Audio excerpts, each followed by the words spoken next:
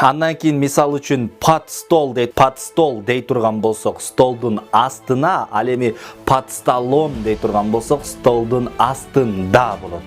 Мисал үчүн поставь чайник под стол. Чайникти столдун астына кой. Эч кандай окончание кошпой турган болсо, демек анда астына болот. Ал эми чайник стоит под шкафом дей турган болсок, чайник шкафтын астында турат болот. Подходи под мост. Под мост дей турган болсок, көпүрөнүн астына. Под мост. Подходи под мост. Көпүрөнүн астына кел.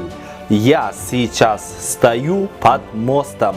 Азыр мен көпүрөнүн астында турам болот. Достор, эми мен сиздерге бир тапшырма берейин. Сиздер сөзсүз комментарийге калтыра кетиңиздер. Буюрса туура же туура эмес экенин билип аласыздар. Иди под навес.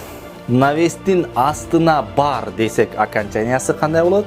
Ал эми машина стоит под наве, машина навестин астында турат демекчи болсо, кандай окончания кошобуз? Сөзсүз комментарийге белгилеп кетиңиз.